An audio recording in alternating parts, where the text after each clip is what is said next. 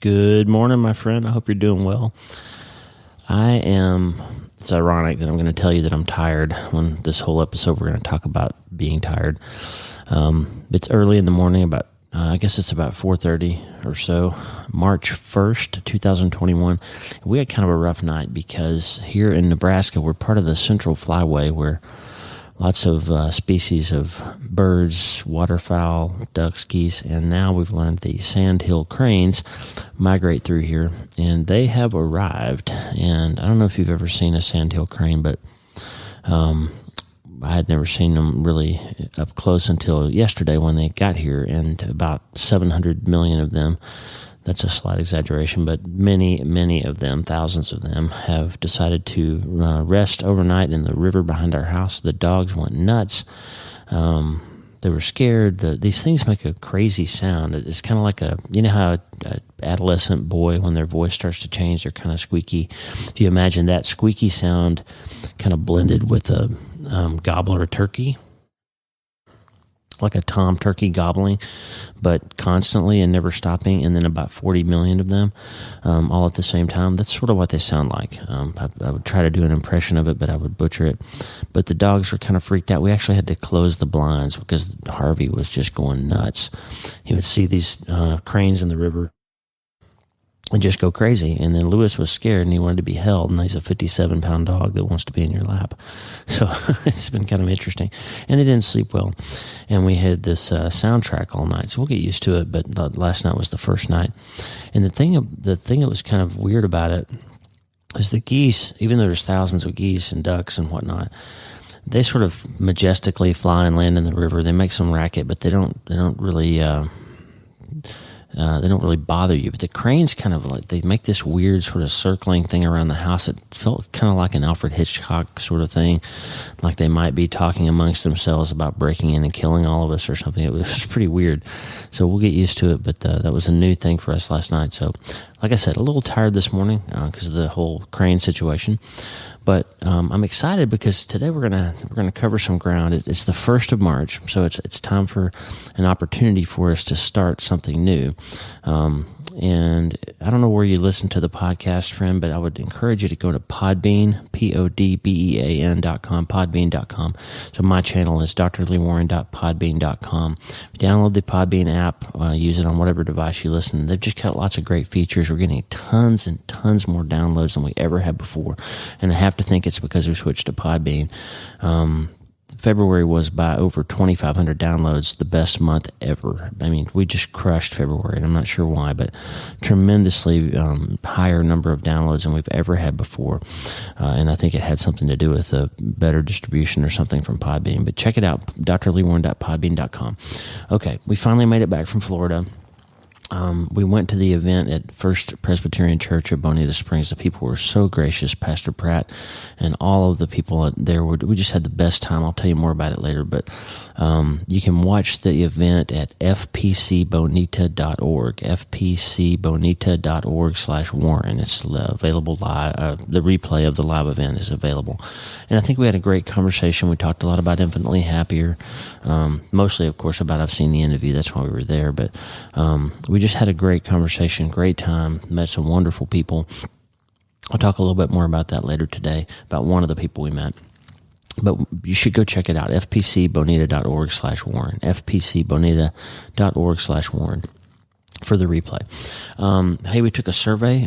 Many of the listeners, I hope you did too, but many people took the time, and I'm grateful to do the survey and just answer a few questions about the podcast, and it really helped me sort of clarify my understanding of who is listening. So let me tell you a little bit about the group of people from all over the world that are listening. 75% of you that responded to the survey are female. Almost all of them are 40 to over 70 years old. The biggest group is that 50 to 60-year-old group, but there's a ton of people in their 30s and 40s. There's even a few people in their teens and early 20s that took the time to respond. Now, I know surveys. I know how they work. Just because of people don't respond doesn't mean they're not listening, but that's who took the time. So 75% or more female. The biggest group is in that 40 to 70 age group. 70% of you have a college or graduate degree. So you're smart, you're educated, you are still almost all still working. Faith is overwhelmingly the number one part of your life. You go to church, you want to talk about how to handle the hard parts of life. That's when I ask the question about what do you get the most out of in the podcast.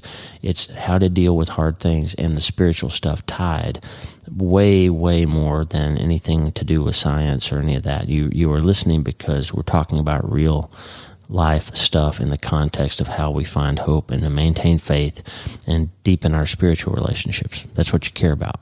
You don't care whether or not I have guests on the show. You didn't even really hardly bump that needle at all, but you overwhelmingly want to hear more about Lisa or from Lisa.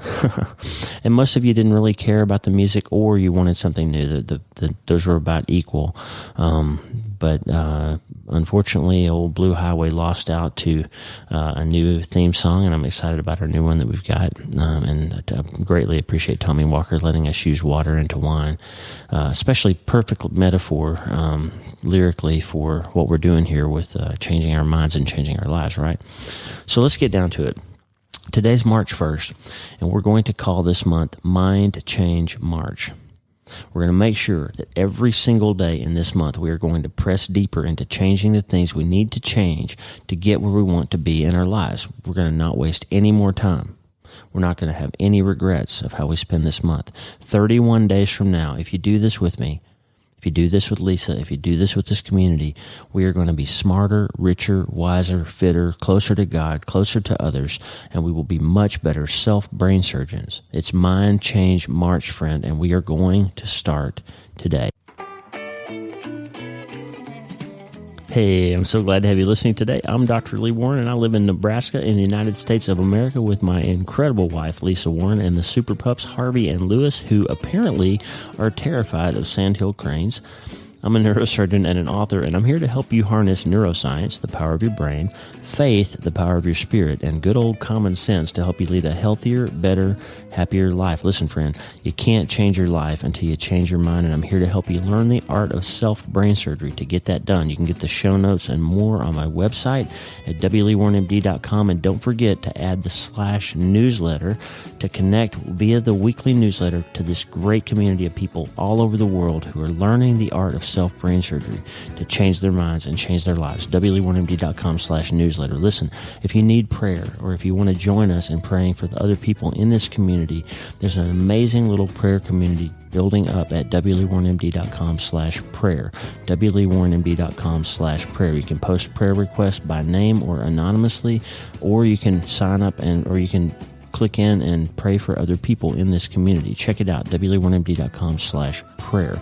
And finally, if you feel led to support the work we're doing to help us spread this message farther and wider around the world, check out wleewarrenmd.com/support. wleewarrenmd.com/support. Hey, I'm Dr. Lee Warren, and I'm here to help you change your mind so you can change your life. It's Mind Change March, my friend. Let's get after it. All right, I'm going to drink a little coffee here. Black silk from Folgers, of course. That's my go-to K-cup. I have a question for you. Are you tired? And I don't mean sleepy. I mean, are you looking around on social media and seeing that everybody else seems to have everything together, but you can't get a job or find your keys, or the rent is due, or your relationship's on the rocks, or you can't quit drinking, or instead of having 2 of the best months ever to start this year, you not only didn't keep your resolutions, but you can't even remember them, and you're just so tired of it all. You're so tired of being tired. Like instead of jumpstart January and fabulous February, you just finished just like last January and failed again February. Well, if you feel that way, you're not alone. I'm hearing from all over the world. People feel stuck. They are so tired of being stuck, and they don't know how to change it. And guess what? I'm here to tell you, friend, it is going to be okay. It's going to be okay, because today we're starting over. You don't have to worry about yesterday. God tells you that. I'm removing it as far as east is from the west. You don't have to beat yourself up about not having succeeded for something in the past. You can stop feeling bad that you feel bad, because this month, starting today, we are going to learn how to feel better. And we're going to start with the most important change anybody can make, and that's the change in between our own ears. Now, let me back up a step. And I said this is the most important thing. Obviously, if you don't know Jesus Christ, that's the number one thing. Get to know him. He's more important and has more to help you with than anything I can offer. So everything I'm talking about, and especially based on my survey results, is assuming you already know him. But if you don't, and you need help, if you don't have anybody in your life who can help you get to know Jesus, send me an email, lee@drleewarren.com, and I'll help you find them. I'll give you some resources. But let me just square that away. The most important thing you can do to find peace, find happiness, find acceptance, find healing for all the stuff in the past is to get to know Jesus Christ. If you know him already, we're going to continue down this path of mind change march. But if you don't, you need to settle that first. So assuming that's settled, then if you're spinning your wheels and you're worn out and you're tired of being tired and nothing seems to be going right for you, or if you're basically okay but you feel like you're being called to more in your life and you just don't know how to get there, or if something's tugging at your heart and you know that God is calling you to change something or putting you on the verge of something big, but you're not sure what to do next, then it's time for you to step into Mind Change March. Now, where will we be in 31 days? Only God knows, obviously. He may come back tomorrow. But here's what you can know. If you check in to Mind Change March, if you make a commitment today to do this with us, then 31 days from now, you will be smarter, richer, wiser, fitter, closer to God and closer to others, and you will be much better self-brain surgeon. Now, when we were in Florida, I met a guy named Clay. He stood in line. There were about 75 people that stood in line after the event to have me sign books and tell us stories and share their lives with us, and just had an amazing, amazing time with these beautiful people. And I hope some of you are listening. But I met a guy named Clay, funny guy, a brilliant guy, kind, has a beautiful smile. He's got a story, a powerful story to share a little bit about with us. But he gave me a piece of paper. And that piece of paper has 6 scriptures on it, and he carries it in his pocket. It's folded up in his pocket, and he reads it every day. Because in my book, he read the part about how after I lost Mitch, after my son died, that he read the part about where I said what saved me was deciding to believe the promises in Scripture had to be true. If I wanted to see Mitch again, then it has to be true that there's a resurrection, right? And I decided, and I wrote about this, and I've seen the interview, I decided that if I'm going to believe that, then all the other promises in the book have to be true, because if one of them's not true, then I can't believe that the one about getting to see Mitch again can be true. So they've got to be true. So that brought me some challenges. I wrote a lot about that. But Clay said he did the same thing. He went through a big, hard thing in his life, and he needed to believe in the promises. So he found some of them, and he wrote them down, and he put them on a piece of paper, and he started carrying them around with him. I'm gonna read them to you now. Hebrews 6:18. So God has given both his promise and his oath. These two things are unchangeable, because it is impossible for God to lie. Therefore, we who have fled to him for refuge can have great confidence as we hold to the hope that lies before us. Psalm 34:19. Psalm 34:18. Near is the Lord to the brokenhearted, and the crushed in spirit he rescues. Psalm 77:23-26. Yet I am always with you. You hold me by my right hand. You guide me with your counsel, and afterward you will take me into glory. Whom am I in heaven but you? And earth has nothing I desire besides you. My flesh and my heart may fail, but God is the strength of my heart and my portion forever. Lamentations 3:22-26. Because of the Lord's great love, I am not consumed, for his compassions never fail. They are new every morning. Great is your faithfulness. I say to myself, the Lord is my portion. Therefore I will wait for him. The Lord is good to those whose hope is in him. To the one who seeks him, it is good to wait quietly for the salvation of the Lord. Proverbs 3:5-6. Trust in the Lord with all your heart, and do not lean on your own understanding. In all your ways acknowledge him, and he will make straight your paths. And Isaiah 41:10. Fear not, for I am with you. Be not dismayed, for I am your God. I will strengthen you. Yes, I will help you. I will hold you up with my righteous right hand. Man, those are the promises, the power verses that Clay put in his pocket. And why am I sharing that with you?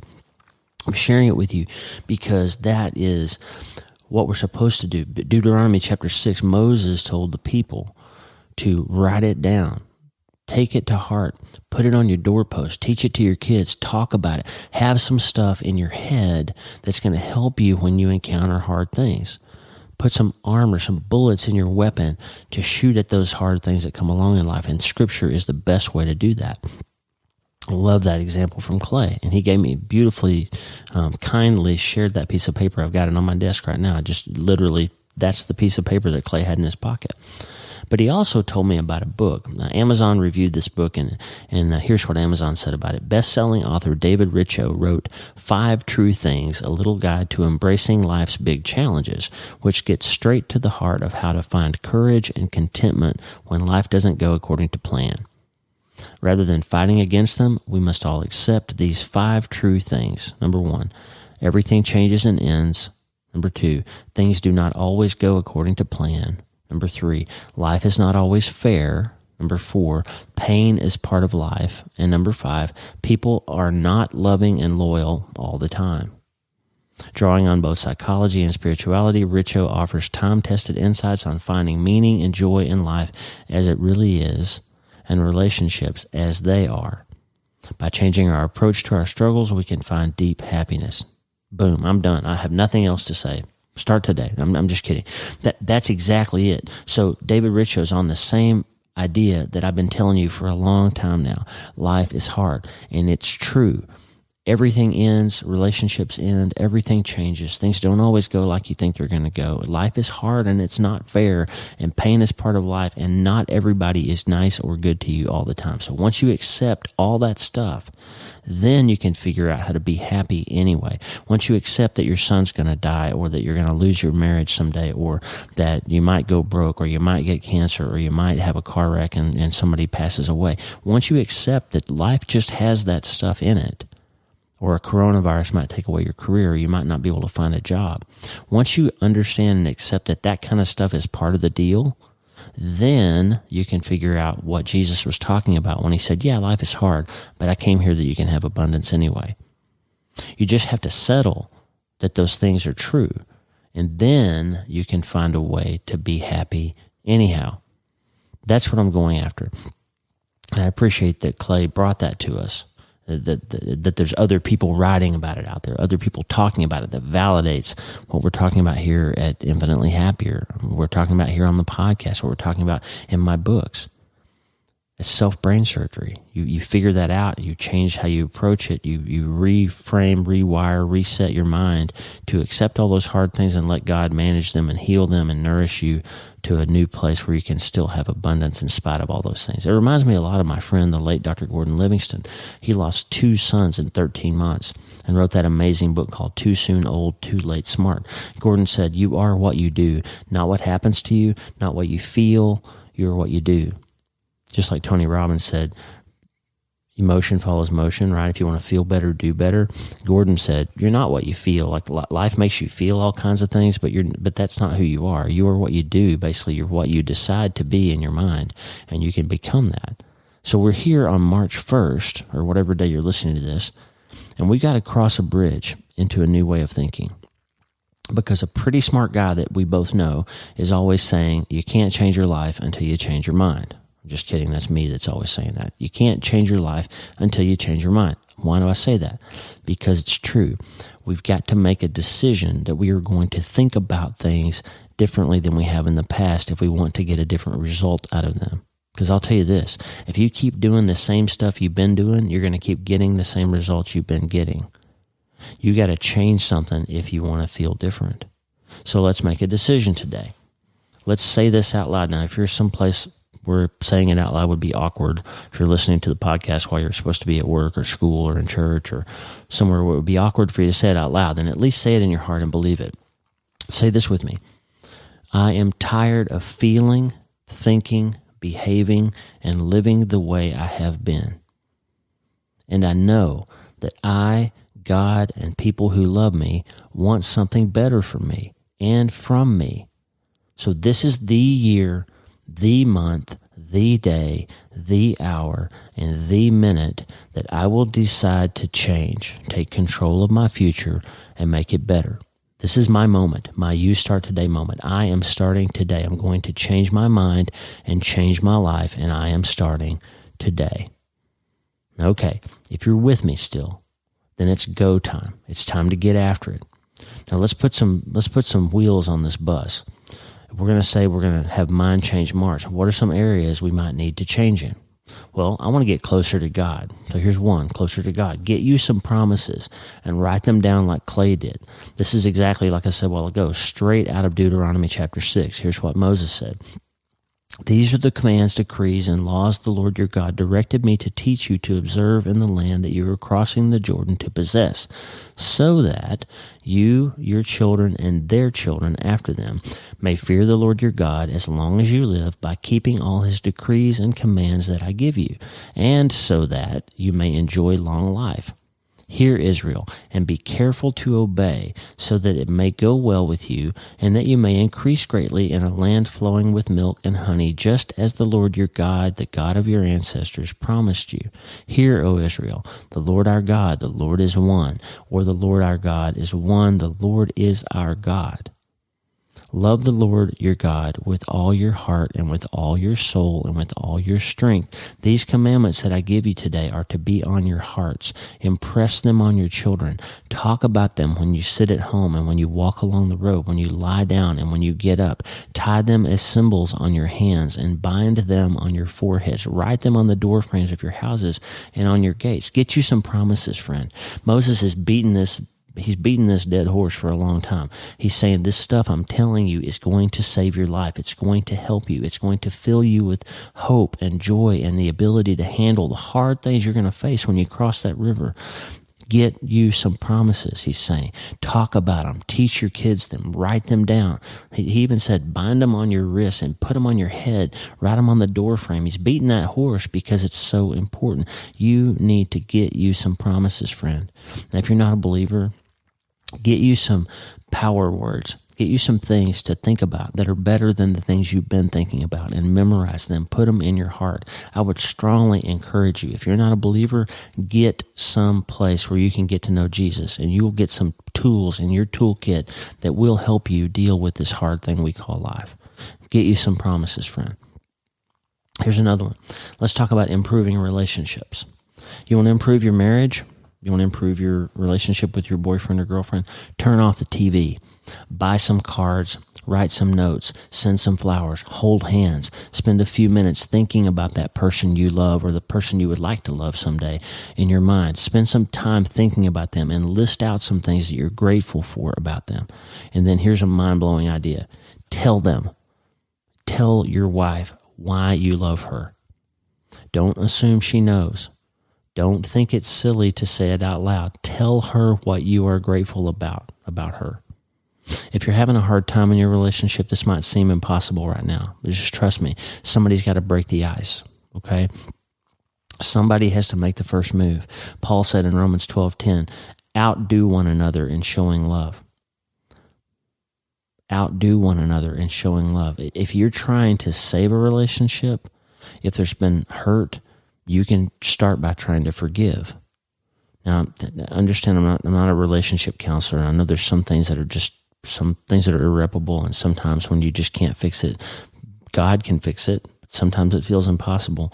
But if you're having a struggle, if things aren't right, start the process.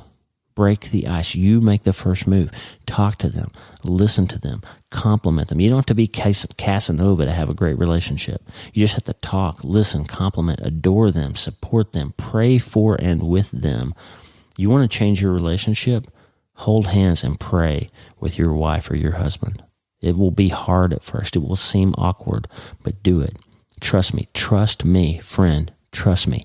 Pray with your significant other. Pray with them. Pray for them. Put them first. If there's trouble, if there's hurt, if there are problems, break the ice. Make the first move. Forgive. Outdo them in showing love and respect to them.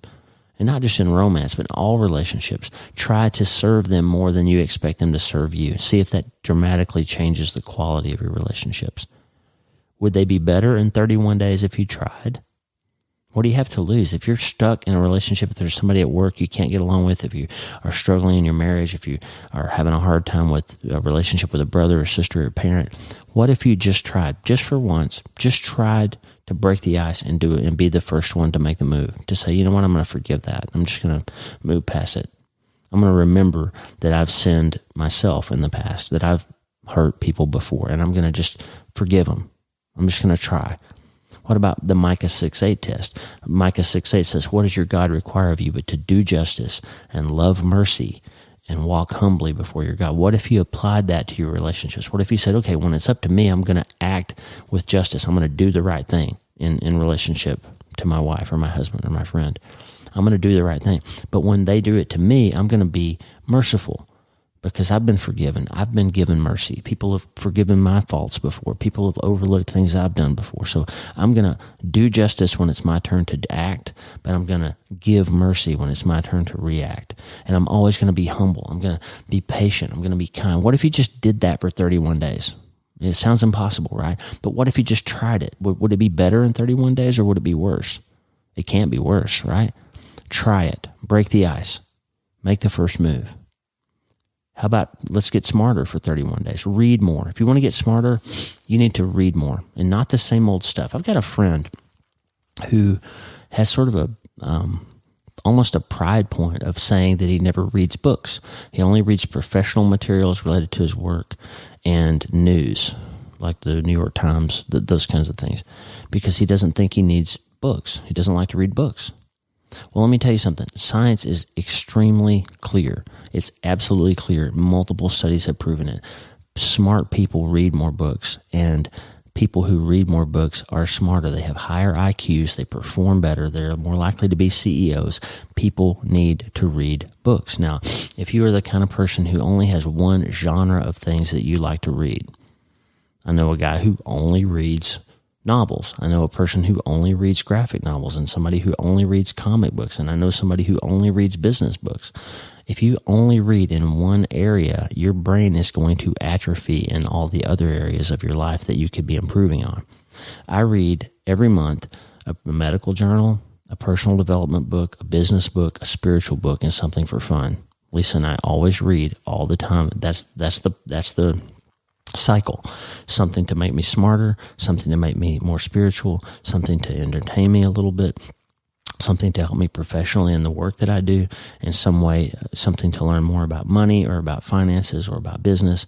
I'm trying to broaden myself and my exposure to good ideas and what other people have learned so I don't have to make the mistakes they did and I can benefit from their wisdom. So all the studies show it. Smart people read more, and people who read more are smarter and get smarter. But if you stay in one lane, your brain is going to shrink, friend. So you need to read. Read across areas that you don't know much about. Read across areas that you need to grow in. If you're a new husband, read about marriage. Don't think you know everything. You don't. You need to learn more. If you are a new business person, read about finance. If you're a young person, read about investing. Always read about Jesus. 31 days. Would that help? Would it help if you read more? How about get richer? Even if things are tight, here's something interesting from the Bible. Malachi 3:10.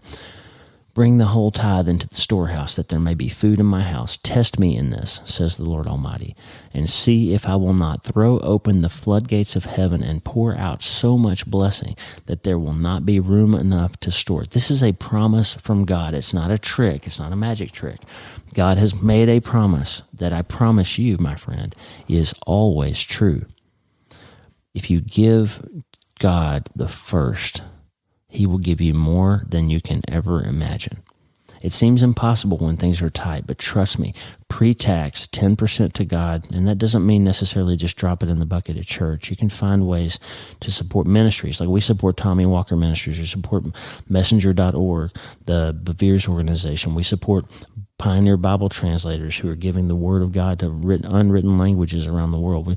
We have different places where we plant those kingdom seeds to get to that number, 10% or more of our giving, but it's got to come off the top. God says He wants the first.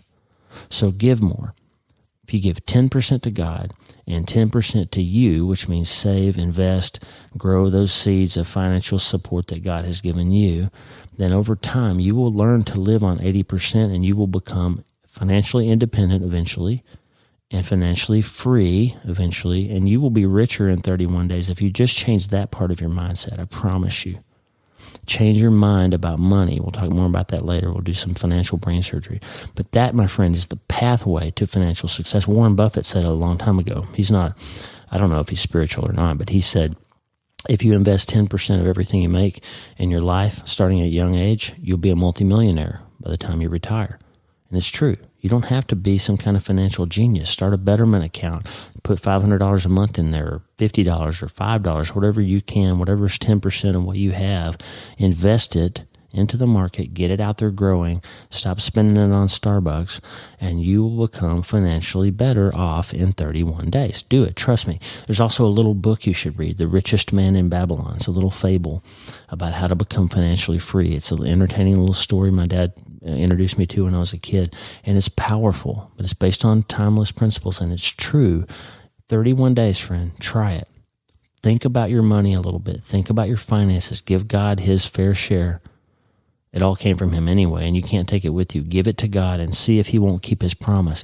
And then also let the market prove out to be true, like it always does, that if you get money in the market and leave it alone, it's going to grow, and it will help you become free financially so you can stop worrying about that stuff. Get to where you can live on 80% of your money, and you will become financially free, whatever that takes. Change your mind about money, and 31 days from now, you're going to feel better, I promise. How about get fitter? Do something active every day this month. Look, James Clear says in his book, Atomic Habits, Rome wasn't built in a day, but they were laying bricks every hour. Let that hit you like it hit me. Rome wasn't built in a day, but they were laying bricks every hour. This is how you get fit, okay? It's how you lose weight. It's how you quit drinking. It's how you stop smoking. It's how you stop being in debt all the time. And if we're talking about physical fitness, it's how you get in shape. You do something every day. You take one bite of that elephant at a time. If you need to lose 50 pounds, you shave some calories off of your life every day. And I'm not talking about having to be like on some kind of crazy diet or anything like that. Biochemistry says, and it is absolutely infallible, if you reduce your caloric intake to where you are burning 500 more calories than you are consuming every day, you're going to lose a pound every week. So I'm not going to tell you how to lose 50 pounds in a week. I'm going to tell you how to lose 1 pound every week, which would be 52 pounds every year, right? How do you lose a pound every week? Burn a little bit more than you take in. Cut out a soft drink, cut out a glass of wine, cut out that extra cheesecake piece, whatever. Just back that calorie intake off a little bit and increase your physical output just a little bit. You can lose weight. Everybody can, even diabetics. Everybody can. My cousin Will and I are going to commit to doing 3 miles or more every day in March, 93-mile march. We can get on the treadmill. You can walk outside. You can go for a run, but try to get 3 miles in. You can do it. If you have an Apple Watch, turn on a workout every time you're walking down the hall at your work. You'll be surprised how far you walk in a day if you pay attention to it. You want to change your life? You want to get a little bit fitter? Lay a brick every hour. Get after it. And let's see what happens in 31 days. Doesn't have to be some dramatic thing. You don't have to do a marathon. Just get after it and start laying bricks. How about get infinitely happier? Lisa and I are tired of social media. They showed us who they were in the election, right? They basically are banning conservatives, and these big companies have really, in addition to the fact that social media is a big dopamine suck, and it really hurts your spirit if you get sucked into thinking everybody's life is perfect, which it's not. We get tired of social media, so we're going to make our own social media platform. That sounds funny, right? We're going to do it. Supernova, our web designer, Vicky Nova, found something called Mighty Networks. It's a great service where you can basically build your own app using their platform and make your own social network. And we're going to do it. And it's going to be called the Infinitely Happier Community. So we're going to bring all these people around the world that are in the newsletter that don't know how to connect with each other. We're going to give you a place to do that. We're working on it now. It's going to be available hopefully by the end of March. And you'll be literally able to go to the App Store and download Infinitely Happier branded app on your phone. And we'll have a community where we can post things and talk about stuff and actually have a social network that's going to be positive and helpful and make your life better instead of making you just look at pictures of stuff all the time or hear how great your neighbor says he is. It's going to be a great place, a great community. That's what we're going to do. We're working on, during the month of March, getting Infinitely Happier Community app ready to go, and it's going to be amazing. Now, what if you spend a few minutes every day thinking about your thinking, learning to biopsy your thoughts, get rid of those bad ones, and use all these self-brain surgery techniques to get your mind right? What if you did that every day for 31 days? Would it help?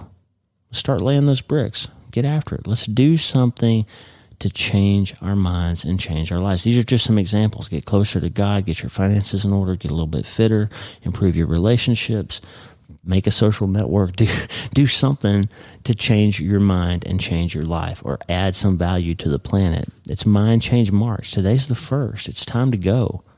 Now, obviously, there are infinite ways that we could try to change. There's infinite number of things that you could be dealing with in your life. You might be addicted to something. You might be spending too much. You might have a marriage problem. You might have a work problem. You might be out of work. There's all kinds of things you could work on in March. If you're out of work, for example, get smarter about something else. Find a new thing to do to make money. Don't just mourn the fact that you can't find work in your area. Go find something new to do. If you've got the benefit and the gift of time, then go do something different. You got 31 days. Let's change the way the lives are playing out. You know in your mind what it is that you need to change. You already know. I don't have to tell you. And so my question that I started with, I'm going to end with. Are you tired of being so tired? I'm not talking about because the Sandhill Cranes are making all that racket and plotting to kill you. I'm talking about, are you tired of being so tired because nothing ever changes and you're ready to change it? If you are, then let's grab Mind Change March. Whatever month you're listening to this in, let's grab it and let's start it today. Let's say it one more time. Are you ready? Say this with me. I am tired of feeling, thinking, behaving, and living the way I have been. And I know that I, God, and people who love me want something better for and from me. So this is the year, the month, the day, the hour, and the minute that I will decide to change. I will take control of my future. I will make it better. This is my moment. It's my You Start Today moment. I am starting today. I'm going to change my mind and change my life. I am starting today. Are you ready, friend? It's Mind Change March. Are you ready to become healthier, feel better, and be happier? Are you ready to change your mind? Well, if you are, there's only one thing left to do, and you know it. Say it with me. Let's start today. Hey, thanks for listening. I'm Dr. Lee Warren, and my podcast is brought to you by I've Seen the End of You, a neurosurgeon's look at faith, doubt, and the things we think we know, available everywhere books are sold from Waterbrook, Penguin, Random House. And don't forget to support your local booksellers. You can subscribe to the show. Check out Podbean, drleewarren.podbean.com, or wherever you listen to podcasts. But subscribe so you never miss an episode. Hey, go to my website, wleewarrenmd.com, for more information about my letter, this show, my books, prayer wall, newsletter, support. All that stuff is at wleewarrenmd.com. The theme music for the show is Water into Wine by Tommy Walker, graciously provided for free by Tommy and the great people who are changing the world at Tommy Walker Ministries. Get the music for free and consider supporting Tommy's great work at TommyWalkerMinistries.org. Remember, friend, you can't change your life until you change your mind. Watch out for those cranes. It's Mind Change March, and let's start today. I'm Dr. Lee Warren. I'll talk to you soon. God bless you, friend. Have a great day.